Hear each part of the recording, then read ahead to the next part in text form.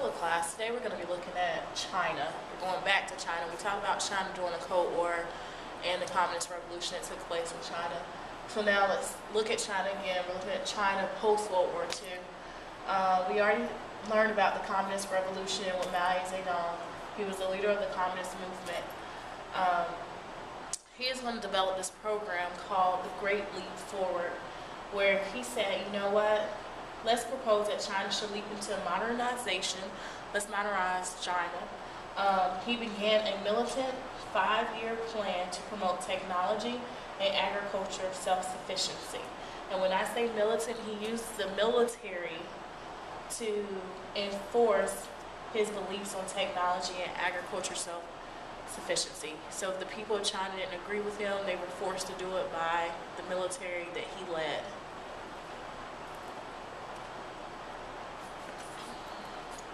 So what was the Great Leap Forward program?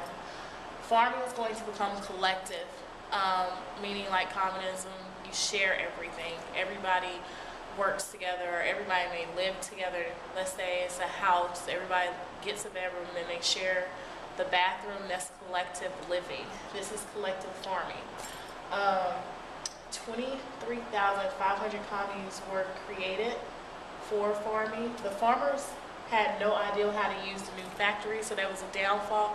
They didn't know what to do or how to do it, so a lot of stuff got wasted, and it was a massive famine in 1960 and 1961, meaning there was no food available. People starved. So 20 million people died because the government made them farm, try to make them use the different technology that they had created, but they didn't know how to use it. So it's going to cause a famine.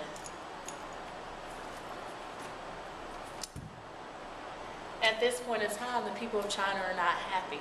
So the leader, Mao Zedong, say, hey, let's do a culture, we're going to have a cultural revolution. It was a 10-year political campaign to recapture excitement of the revolution. Ideological cleansing began with attacks by young Red Guards on so-called intellectuals. So basically, if you didn't agree with the Chinese government, then you were removed, you were put in prison, you were killed, or you were tortured. They call it ideological cleansing. Basically, that just means they're removing people that did not agree with them. They say intellectuals. Millions were forced into manual labor, and tens of thousands were executed if they were not already killed.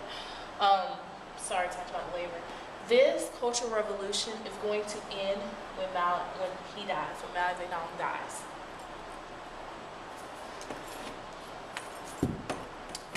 The Red Guard, which supported the Cultural Revolution, it consists of people in their teens all the way up to their 20s. They're often called the lost generation because these individuals did not have a formal education because they were so focused on Mao Zedong's belief and what he wanted them to do. Eventually, like I said, he dies, and so we're going to have a new leader that comes into office, and it's Deng Xiaoping. Keep in mind, maybe mispronouncing several of these words, so I do apologize. He is going to become the new leader of China. He is going to dominate both the party and government throughout the 1980s. He is going to institute a variety of economic reforms aimed at decentralizing China's economy, not making it so government focused, but making it open, opening the country to international trade. He knows that if he opens the country to international trade, that will bring more money into China. Now they're going to be trading with other countries. Prior to that, they didn't open the doors to trade because China was a communist nation, and they want to trade with other types of government that didn't agree with their beliefs and influence the people that lived in China. But he's going to know, the leader's going to know, look, we want to make more money for our country, we need to trade. That's how all the countries in this world makes money, by the amount of trading that they do with other countries. If you think about it, if you look at your clothes now, a lot of those clothes were made in China. That's why China's economic system is booming.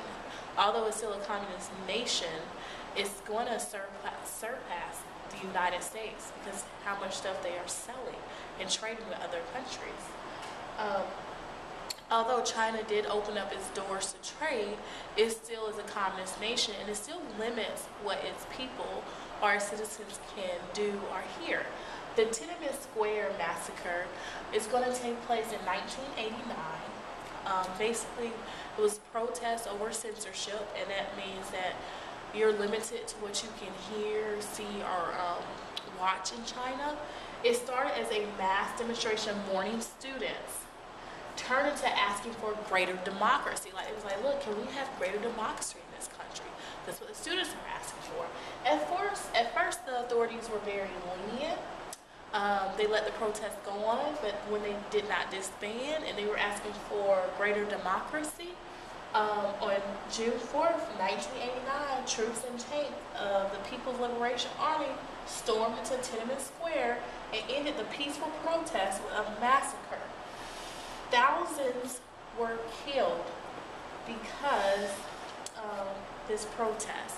And what we're going to be talking about the next couple days with China is we are going to look at human rights issues in China, the one-child policy, how women are treated in China, children are treated in China.